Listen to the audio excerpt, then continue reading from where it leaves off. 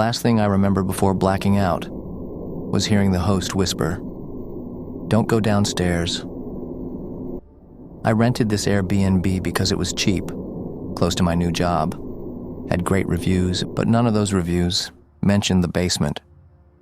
The place was a restored colonial-style home on the edge of a sleepy Midwestern town.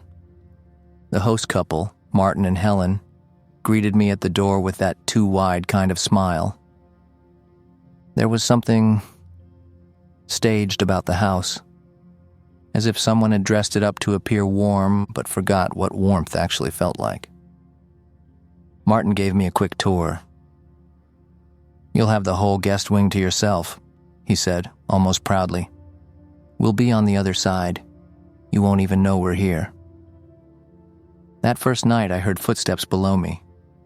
Steady, slow, as if someone was pacing. I assumed they were grabbing something from storage, until I heard the scratching. The scratching didn't stop. It was rhythmic, like nails on drywall. I tried to distract myself with work, but even during the day, strange things started happening. One afternoon I came back from grabbing lunch, and my suitcase had been moved slightly.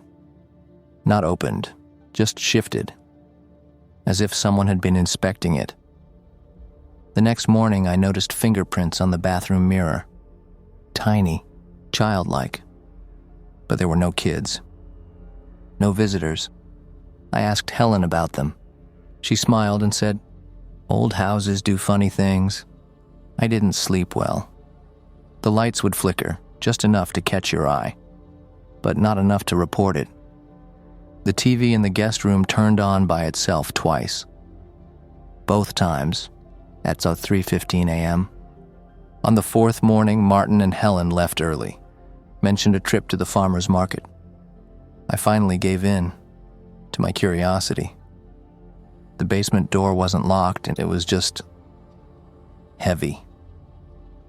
Too heavy. Like it didn't want to be opened. The air grew colder with each step down. There was a smell, faintly metallic, like old pennies and damp cloth. And then I saw it. A wall, covered in Polaroids. Hundreds of them. At first they seemed random, people sitting, eating, standing in rooms. But then I noticed every person was in this house, different time periods and same angles, same poses, and then I saw me, sleeping, eating, sitting on the couch. Images from this week. In the corner beneath the photos sat a tattered guest book. The last entry was dated 2019. Each one before it said the same 3 lines. Don't trust them. Don't sleep. Get out. Flipping through the pages, I recognized some of the names. People from the Polaroids. Some entries were frantic, ink smudged, written mid-sentence. One just read, "They're not human." Suddenly, I heard the basement door slam shut. Upstairs, footsteps, but this time, they weren't above me. They were coming down. I backed away slowly, heart pounding. One of the light bulbs popped overhead. Total darkness. Then a whisper, "You weren't supposed to see this." I bolted, tripped on the steps, and crawled my way up. The door was jammed. But I got it open. Just barely. As I sprinted down the hall to grab my keys, I noticed the guest wing looked different. The pictures on the walls had changed. Instead of antique paintings, they now held pictures of me, but in poses I didn't remember taking. One photo showed me asleep, with something standing behind me in the shadows. I turned the corner and froze. Martin was standing there, but his eyes, they weren't right. Too large, too black and smiling, far too wide. "We'd like our guest to stay forever," he said calmly. I slammed the door in his face, jumped out the window.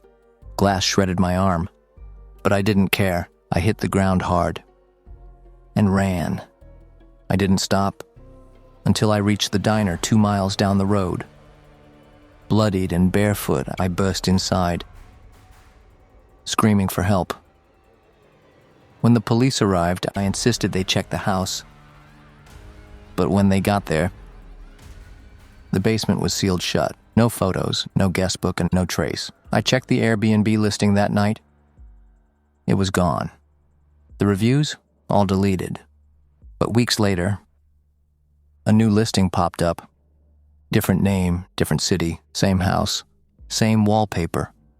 I reported it. But the next day, it vanished again, and just this morning, I received an email.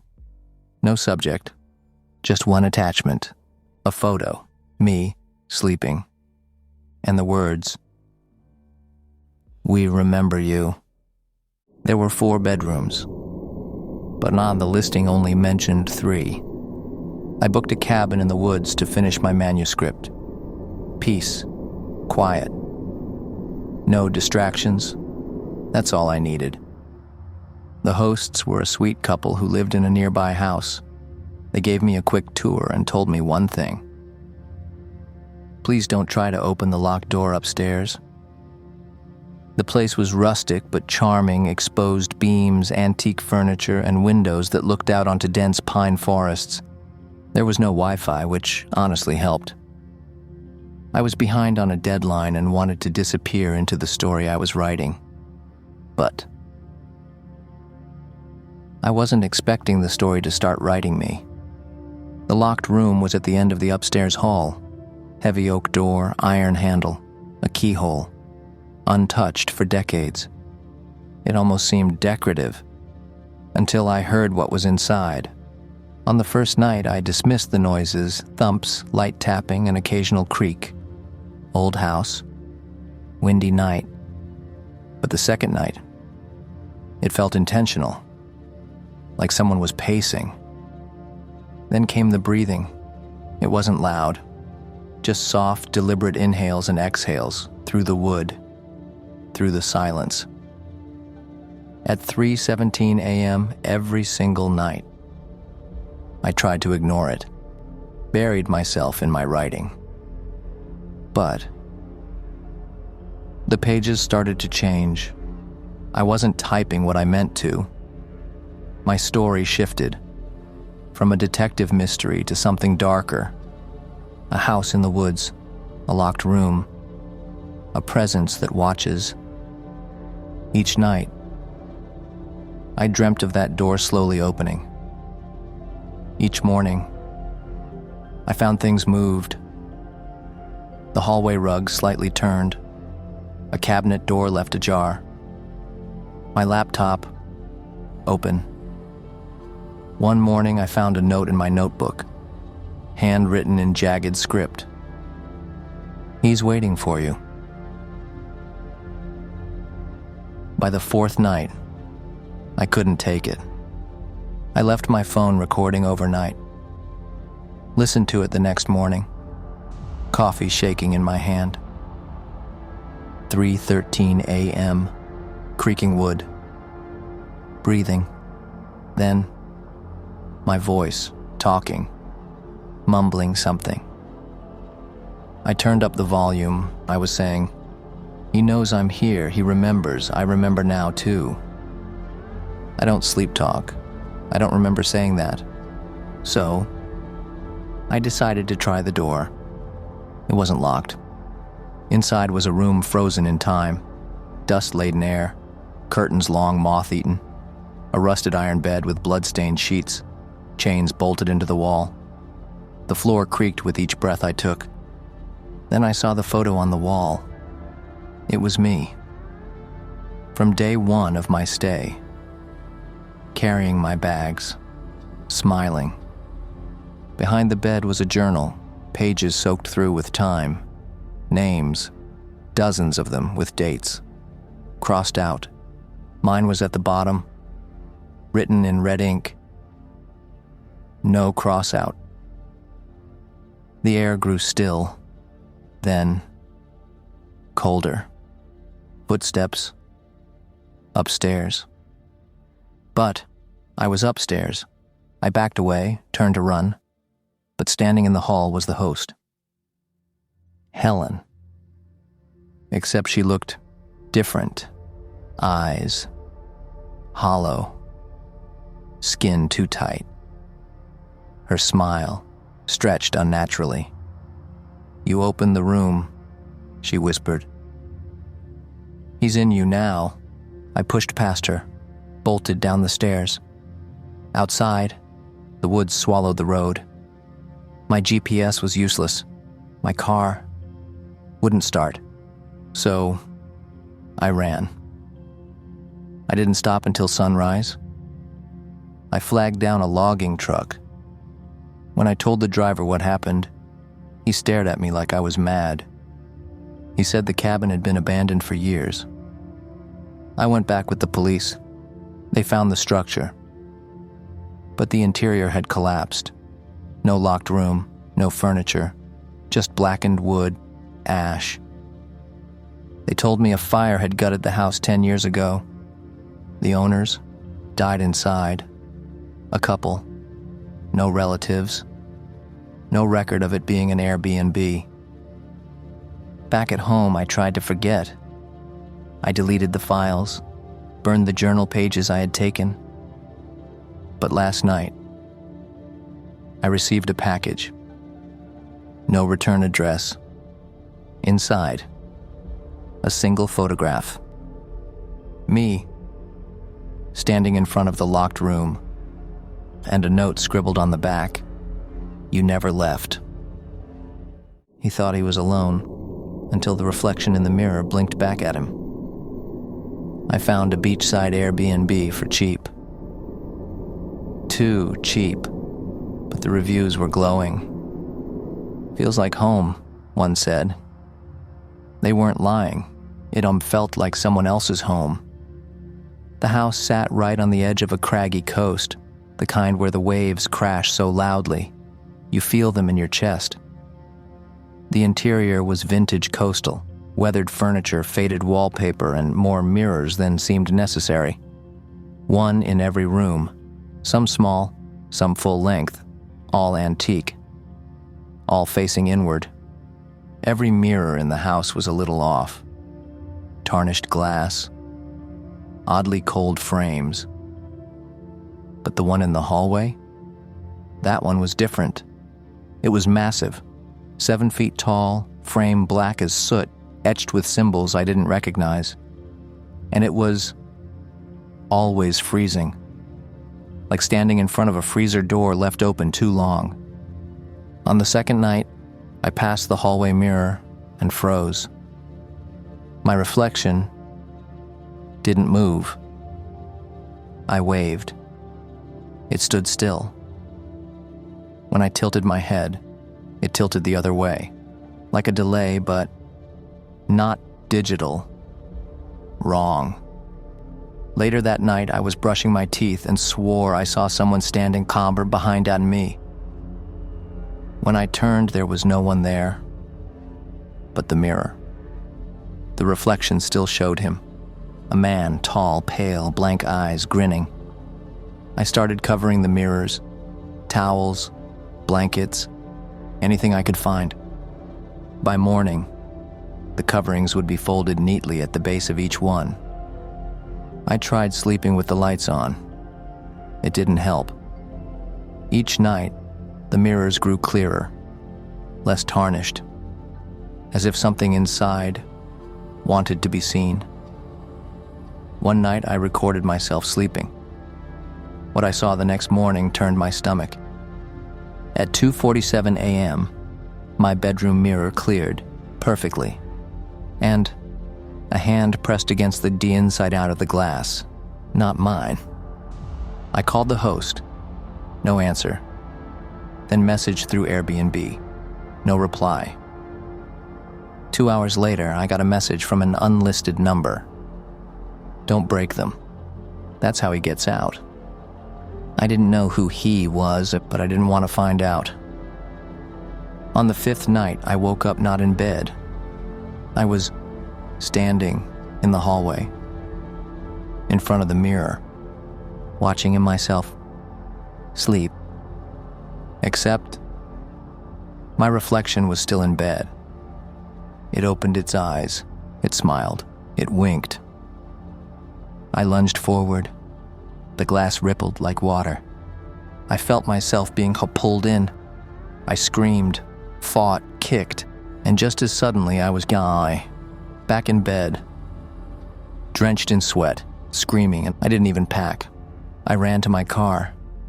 Peeling away from the house, I looked in the rear view. The mirror had been removed from the wall. It was sitting on the porch, facing out. When I contacted Airbnb, the listing was gone, but the photo on my phone, one I didn't take, showed me, standing in front of the mirror, eyes black, face smiling. Now, every time I walk past a mirror, any mirror, I look closely. Because sometimes, just sometimes, my reflection blinks a second too late. When I called Airbnb support, they told me the listing was never real. It was supposed to be a work trip. I booked a little brick house near downtown. Check-in was smooth. The host left a note. Please don't answer the door after dark. The house was old but charming. Arched doorways, stained glass windows, and hardwood floors that groaned when you walked too softly. A fire pit in the backyard. A porch swing that squeaked lazily, even with no wind. There was a strange stillness to the place. Too still. I didn't meet the host, just a lockbox. And a note. Help yourself to anything. Just please, stay inside after dark. I laughed it off, figured it was a joke, or an old superstition. But around 11:43 p.m., the first knock came. Slow, rhythmic, 3 knocks. Then silence. I looked through the blinds. Nothing. Then, a whisper through the walls. It was faint. Indecipherable at first, but it grew louder. More insistent. Words I didn't understand. The air got heavy like the pressure was rising. My phone flickered. The lamp buzzed. I checked the Wi-Fi. Gone. LTE? Gone. GPS? Gone. The whispers turned to tapping, all along the walls. And then I noticed there were no light switches, no outlets. The cords running to my chargers disappeared behind the walls. Everything looked real, but none of it was connected. I tried to leave. The front door wouldn't budge. The key snapped in the lock. I smashed a window with a chair. It didn't crack. I hit it again. Nothing. The glass absorbed the impact like water. I opened the fridge. Inside wasn't food. It was photos. Polaroids. Dozens. All of the same house, but in different states. Ruin, fire, overgrowth. In one, the living room was burnt black. In another, the couch was torn to ribbons. In all of them, something stood at the window, watching. At exactly 3:03 a.m., the knocks returned, faster, harder, more desperate. Then the whispers came from inside. The house. I turned to the mirror by the front door, but it didn't reflect me. It showed the house, boarded up, rotting, covered in vines. I ran. I don't remember how I got out. I just remember crawling through dirt, screaming until my throat bled. I woke up on the sidewalk, blocks away, covered in mud, no phone, no shoes. The cops found nothing, just an empty lot, no bricks, no foundation, just weeds and trash. When I called Airbnb, the agent paused a long time. Then she said, "That address isn't in our system, and there's no record of your booking." I checked my credit card, no charge. That night I got an email. No subject, just a photo, the burned living room. And standing in the corner, barely visible, was me, Dot. But I don't remember being there, and I don't remember smiling. I got a message from my Airbnb host, asking why I was in his house, and I was already inside. It started off as a normal trip, a weekend getaway to clear my head. After a breakup, I found this place last minute. The pictures showed a quaint little house in a quiet neighborhood just outside the city. It looked warm, cozy, lived in, but not too lived in. Just enough to feel real. I checked in through a keyless entry. The passcode worked. The door creaked open. The house was exactly like the photos. Same couch, same curtains, same yellow mug in the kitchen sink, everything in its place. Almost too perfect. The thermostat had already been set to 72. The lights in the hallway were already on. There was music playing faintly from the Bluetooth speaker in the living room. It felt like someone had just stepped out. I assumed it was just a thoughtful host. But then, an hour after I arrived, I got a message. It was from the Airbnb host's account. "Hey, why are you in my house?" I replied, confused. Sent a screenshot of the reservation confirmation. He responded, "This isn't funny, I'm calling the cops." That's when I checked the app again. The listing was gone. No photos, no booking history. I tried to call Airbnb support. Dead tone. Then, a weird static and breathing. I froze, slowly turned toward the hallway, and that's when I noticed something. There were shoes by the door. Not mine. I checked the bathroom, toothbrush in the holder, makeup wipes in the trash. I'd been staying in someone else's actual home. Then came the sound of a phone vibrating. But not mine. It was coming from the kitchen drawer. I opened it.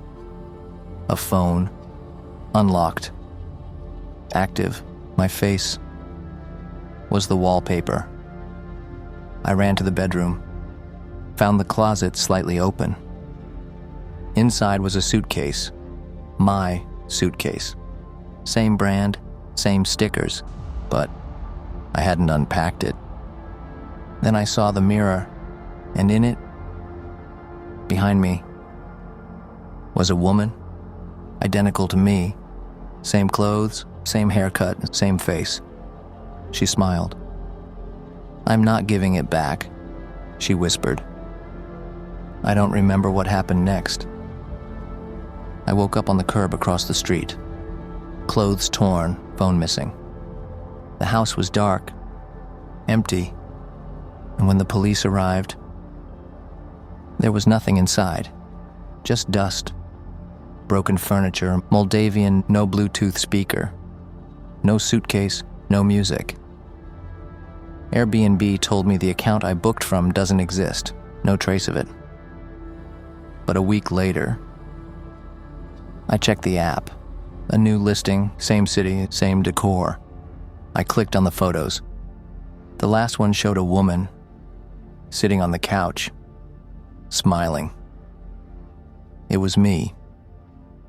Now sometimes, when I look in the mirror, I see things behind me. Someone standing in the doorway, or leaning into the frame. And once, just once, I blinked. And my reflection didn't. The host said the house came with rules. One of them was, Don't touch the dolls. My girlfriend and I wanted a weird vacation, not a beach or city, something different. So we picked this old Victorian Airbnb in upstate New York. The listing called it a collector's haven. When we arrived, the host, a quiet man named Richard, greeted us on the porch. Thin, pale, dressed like he'd stepped out of the 1800s. He didn't shake hands. He gave us one rule: don't touch the dolls, they're part of the house. We laughed it off. At first, the house was filled with them, hundreds, porcelain dolls on shelves, tucked in corners, perched atop mantels, some the size of a teacup, others nearly toddler height. Their glassy eyes followed you. Always. On the second night, we found one in the hallway, lying on its side, facing the guest bedroom door. We hadn't touched it. The next morning, we found another one, on the bathroom sink. My girlfriend swore she heard whispers while brushing her teeth, something like a lullaby, sung in a broken, childish hum. We started locking the bedroom door at night, but it didn't matter, and every morning, the dolls were closer. One at the foot of the bed, another in the bed. And one morning, the sheets had tiny handprints all across them, dusty, as if they'd been walking across our blanket all night. We confronted Richard. He didn't blink. They get curious, he said. They miss their last owner. When we asked who that was, he simply said, "She stayed here too long." That night, we found her name etched into the back of a wardrobe. Carla stayed 73 nights, never left. We decided we'd leave at sunrise. At 3:33 a.m., we woke to shuffling, hundreds of tiny footsteps. They were outside the door. Then the doorknob began to turn. Slowly, silently. We blocked it with a chair. Then, silence, until we heard a giggle, a soft, childlike giggle. From under the bed, I grabbed the flashlight, leaned down. One of the dolls stared back. It blinked. We ran through the hallway. Dolls lined the banister, watching. Some had moved, arms raised, mouths open. Outside, our car doors were unlocked. Inside Dash were dolls, waiting. We drove anyway. One clung to the windshield wiper. We never spoke of it again. But months later, a package arrived. No return address. Inside was a single porcelain doll. In its arms, a photo of the two of us, sleeping. Now, every time I sleep, I dream of her, the doll from under the bed. And sometimes when I wake up, she's closer. "Don't worry about the boy," the host said. "He just likes to watch." It was supposed to be a peaceful weekend getaway. The cottage was tucked away in a sleepy town hosted by a woman in her 60s. Her name was Maureen, and she greeted me with a warm, slightly rehearsed smile. "I hope you like quiet," she said. "You'll find it here." She gave me a quick tour. The place was rustic and worn, old floral wallpaper, creaky floors, and a fireplace filled with cobwebs. The bedroom window overlooked a dense patch of woods. Maureen pointed to a narrow hallway and said casually, "That's my son's room. Just leave him be. He's shy." I didn't think much of it at the time. Maybe she had a son with anxiety. Maybe he was elderly or mentally ill. But the tone in her voice stuck with me. It wasn't maternal, it was uneasy. The room in question had no doorknob, just a keyhole sealed shut with tape. I didn't ask questions. I didn't want to be rude. That night, I heard the floor creak outside my room. Light footsteps. Too light for an adult. I waited, held my breath. Then something tapped on the door. Once, twice, 3 times. I opened it to an empty hallway, but a small toy soldier stood in the center of the rug. It hadn't been there before. The next day, Maureen acted like nothing happened. "Did you sleep well?" she asked, handing me coffee with a tight grip. I nodded, though my eyes were sunken. I hadn't slept at all. I explored the house during the day. The walls were filled with faded portraits, but one section had been stripped. Just outlines where photos had once been. In the laundry room, I found something chilling. A child's drawing taped behind the washing machine. It showed a boy with no eyes, holding hands with a shadow. That night, I found the toy soldier in my bed. Its plastic hand pointed to the closet. Inside was another toy and a note written in crayon. "Let me out." I confronted Maureen the next morning. She didn't deny it. She just looked at me with tears in her eyes. "He died in that room," she whispered. "But he doesn't know it." At 3:07 a.m., I awoke to whispering, "Play with me." The closet door swung open, on its own. Every toy I had found was arranged in a perfect circle around my bed. Then the lights cut out. In the darkness, I saw him. A boy. No eyes. Skin pale blue. Hovering in the doorway. He raised his hand. The toys began to move. I grabbed my keys and bolted. The house felt like it was tilting, pulling me back. The front door had vanished, replaced by a wall. I smashed the nearest window with a lamp and climbed out, slicing my arms on broken glass. Outside, Maureen was standing in the driveway. She didn't move, didn't help, just watched. "I told you to leave him alone," she said softly. The Airbnb listing was deleted the next morning. I tried to leave a review, but the app glitched every time I typed the name. Maureen. Weeks later, I passed through the same town. I couldn't find the house. Where it had stood was only a twisted swing set, rusted, motionless. Last night, I found something beneath my pillow. A toy soldier. Its hand was pointing at my closet. And when I opened it, there was no reflection in the mirror inside. Every morning, the room was exactly as it had been on day 1. My luggage, gone. My clothes, reset. I was in town for a week-long conference. Booked a minimalist Airbnb. Clean, neutral colors, nothing fancy. The price was great. The location, ideal.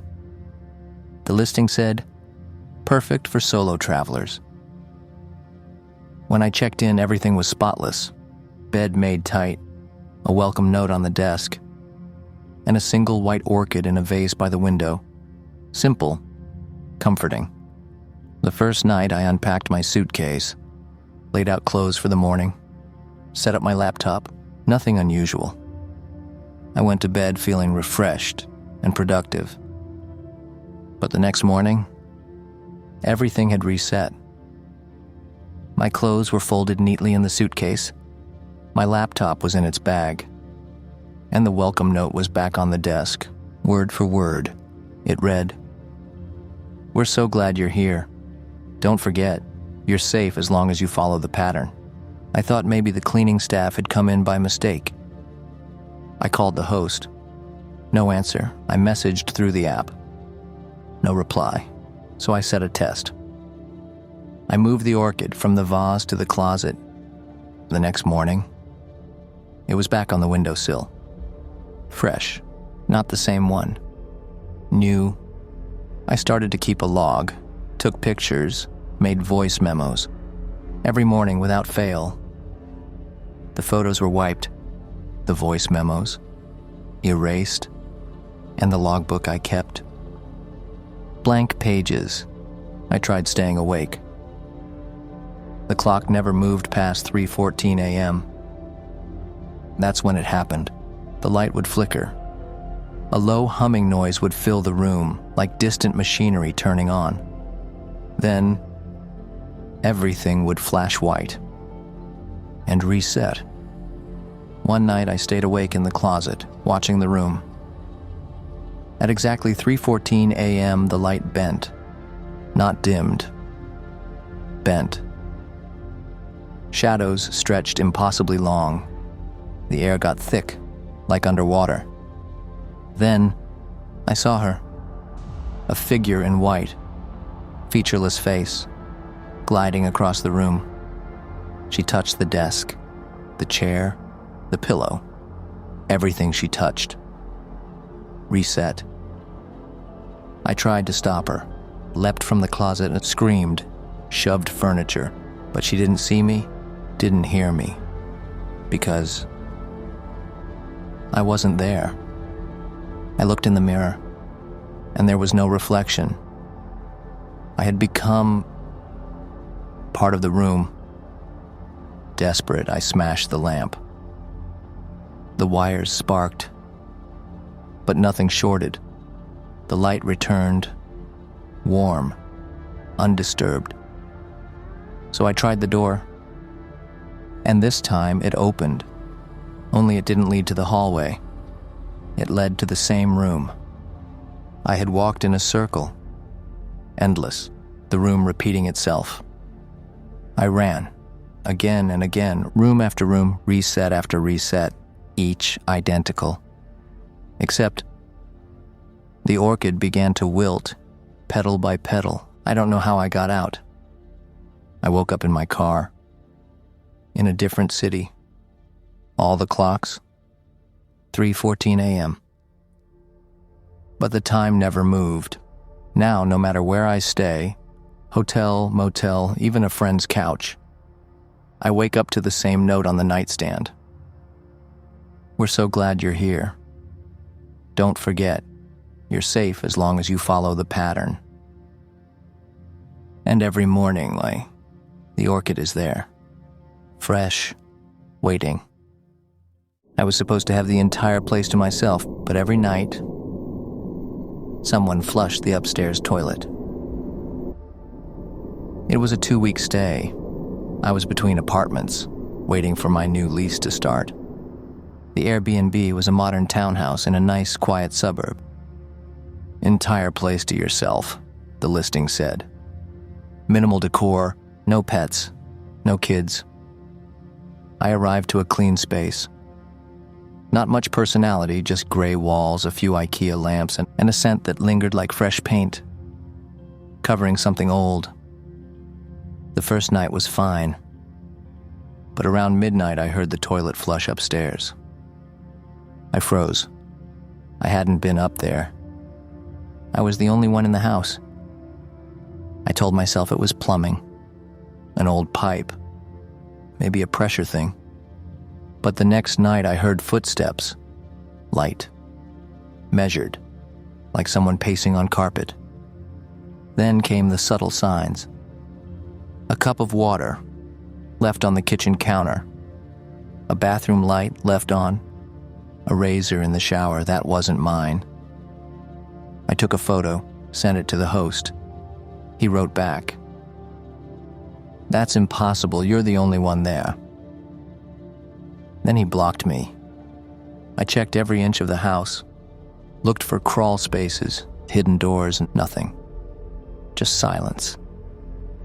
And that creeping feeling I was being watched. So I set a trap. Flower on the stairs, string across the hallway. A piece of paper at the threshold to the guest room upstairs. At 2:33 a.m., the flower shifted, The string snapped, and the paper crumpled. I stopped sleeping upstairs, started locking my bedroom door. But even then, I'd wake to hear the microwave beeping, the TV flickering, and worst, breathing. Not mine. One morning, I found a post-it on my laptop. Nice playlist. You've got good taste. I hadn't played music. I installed a hidden camera facing the stairwell. That night, the footage showed a person standing at the top. A man, bald, pale, shirtless. He just stood there, watching. Then, at 3:07 a.m., he turned, looked directly into the camera, and smiled. I checked the upstairs again. Empty. Except for one thing. A single photo, tacked to the wall. Mr. Sleeping. I didn't pack. I bolted, ran 3 blocks barefoot before flagging down a lift. I reported the listing. Airbnb said the host account had been inactive for over a year. And the townhouse? The address didn't exist in their records. I still have the photo. I keep it in a drawer I never open, but sometimes I hear footsteps in my hallway. And once, I found a glass of water on my nightstand. I live alone. Just this morning, I opened my Spotify app. There was a new playlist shared with me. Phantom Roommate 101. The first song, Every Breath You Take. I checked in for one night. That was 34 days ago. I can't leave. It was supposed to be a quick overnight stay. I was driving cross-country, heading to a job interview. I just needed a bed, a shower, somewhere quiet. The listing was simple: clean room, secure neighborhood, perfect for solo travelers. I checked in using a smart lock. The code worked. Inside, everything was spotless. Neutral colors, a neatly made bed, a snack basket labeled, "Welcome, guest." I was exhausted. I collapsed into bed, fell asleep instantly. The next morning, I got dressed, packed up. But when I tried to open the front door, it wouldn't budge. I thought it was jammed. Tried the back door. Same thing. Windows, solid, unmoving, not stuck. Sealed. I opened the fridge. Fresh food, my favorite brand of yogurt. But I never told the host my preferences. Build up. I texted the host. No reply. I called Airbnb and the line connected, then cut to static. I figured it was a tech glitch. I decided to wait it out. That night, I noticed something disturbing. The house reset. My unpacked bags, zipped, sitting at the door. My toothbrush, back in its case. The bed, perfectly made. The days blurred. Each morning, the clock reset to 8 a.m. My phone's battery never dropped, but I couldn't call or text. No internet, no updates. And yet, the food restocked itself. The trash emptied. A note appeared on the table. Relax, everything is provided. There is no need to leave. I started marking the wall with scratches. By the time I'd reached 30, they vanished. I tried smashing the window with a chair. It bounced back like I'd hit steel. The chair splintered. The glass didn't even smudge. I tried starting a fire. The smoke vanished before it reached the ceiling. No alarms, no sprinklers, and just nothing. I screamed until my throat tore. The house remained calm. One night, I heard footsteps upstairs, but there was no upstairs. A door appeared in the hallway, one that wasn't there before. I opened it. Inside was a room identical to mine. Same bed, same furniture, but someone else was in it. They turned to look at me. It was me. I slammed the door, ran back. But my room was gone. Now every room leads to another version, slightly different, slightly wrong. On day 34, I awoke in the same bed. The same sunbeam hit the pillow. I found a crack in the wall. Small, but real. I clawed at it for hours. Behind it, concrete. Behind that, brick. Behind that, wood. I never reached the other side. I stopped trying. Now I pretend it's a normal Airbnb. I clean. I cook. Sometimes I hear new footsteps, new voices, new guests checking in. But I never see them. They always leave. Except me. Last night, a note appeared under my pillow. It said, "You've been promoted to host. Welcome to the system." And the door unlocked.